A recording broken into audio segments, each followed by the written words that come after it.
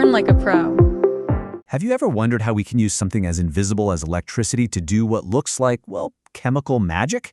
That's exactly what we're going to dive into today, the incredible process of electrolysis. I mean, really think about it. How do you take a totally plain object and coat it in a perfect, shimmering layer of pure gold? Or how do you take a bunch of old, grungy copper pipes and recycle them into super pure copper wire? The answer to all of that is electrolysis. And to really get how this all works, we're going to shrink ourselves down and follow our main character on its amazing journey. A single, solitary electron as it zips through a circuit and literally changes the world around it. All right, every great journey needs a setting, a stage. And for our little electron, that stage is called the electrolytic cell. So let's set the scene. So you've basically got three key players in this whole setup. First, there's the power supply. Think of it like the engine, providing all the juice to make things happen. Then you have the electrodes. These are like bridges that let our electron get into and out of the action. And finally, the electrolyte. This is the liquid, a kind of chemical soup that has to be crossed. Now this whole system runs on one simple rule. Opposites attract. We've got two electrodes. The anode is positive, so naturally it attracts the negative ions, which we call anions. And the cathode is negative, so it pulls in all the positive ions, or cations. This simple attraction is what drives the entire chemical reaction. Okay, our stage is set. Now it's time to follow our electron as it makes its great escape. So the journey kicks off in what we call the external circuit. That power supply, our engine, it acts like a pump.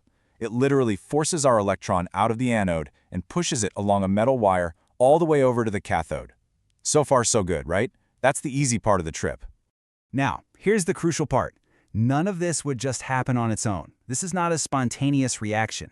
It needs that external push from the battery to get going. And that's the secret. We're using electricity to force a chemical change, to make atoms do something they wouldn't normally do. It's like chemical arm twisting, powered by a current. But wait a second. Our electron made it over to the cathode through the wire, no problem. But for a circuit to be a circuit, it has to be a complete loop. The charge needs to get back to where it started. And, well, electrons can't just hop in and swim through a liquid. So what gives? How does the circuit actually complete itself? This is where the real genius of the system comes in. To get across that liquid gap, the circuit uses something I like to call the ion ferry system. Our electron can't swim, sure, but you know what can? Ions. These little charged atoms floating around in the liquid act like tiny ferries.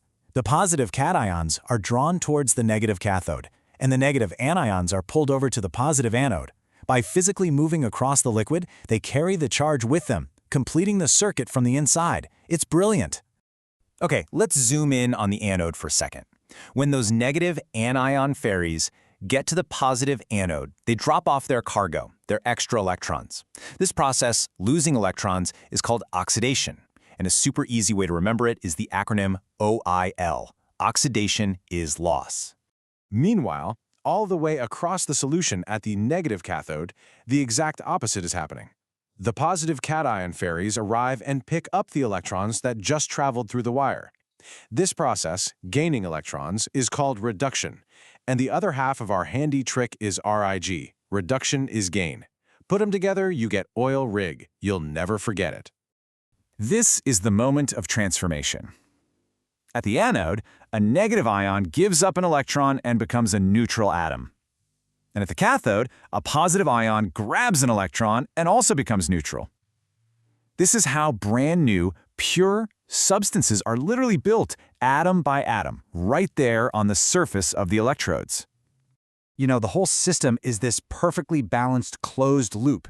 Nature is a great bookkeeper. Electrons don't just appear or disappear. So the number of electrons getting dropped off at the anode has to be the exact same as the number getting picked up at the cathode. It's this continuous, perfectly synchronized flow. But there is one critical catch for this whole amazing system to work. Those ion ferries, they have to be free to move. Think of it like this. A solid electrolyte is like a frozen dance floor. All the dancers, the ions, are there, but they're locked into this rigid crystal structure. They can't move, so they can't carry a charge. The party's over. But if you melt that solid or dissolve it in water, the whole thing breaks apart. Suddenly, you've got a lively dance floor. The ions are free to zip around, ferry that charge across the liquid, and get the circuit going. That freedom of movement is absolutely everything. So, we've followed our electron on its whole journey. But what's the point of all this? What's the real-world payoff? Well, it brings us right back to that gold-plated jewelry we were talking about. The applications are just everywhere. That reduction process happening at the cathode, where positive metal ions gain electrons and become solid metal atoms, that's exactly how we electroplate things. It's how we can put a perfect layer of gold on jewelry or silver on forks and spoons. This exact same process is used to purify copper for all our electronics, and it's even powerful enough to rip aluminum out of its natural ore. So let's run through that blueprint one last time. Step 1, the engine. The power supply pumps electrons through the wire. Step 2, the medium, the liquid electrolyte, lets all the ion ferries move around. Step 3, at the positive anode, anions get oxidized, losing their electrons. And step 4, at the negative cathode, cations are reduced, gaining those electrons to form a brand new pure substance. Of course, what we see in a science lab is one thing. To make all the stuff we use every single day, this process gets scaled way, way up. And when industry does this, they go big. Forget beakers.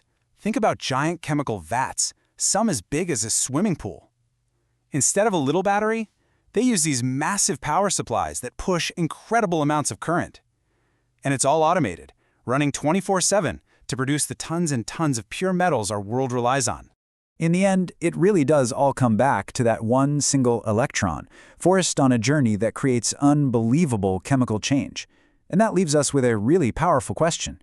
If we can use a simple electric current to build up or break down materials, literally atom by atom, what else can we build or unbuild with the magic of electricity?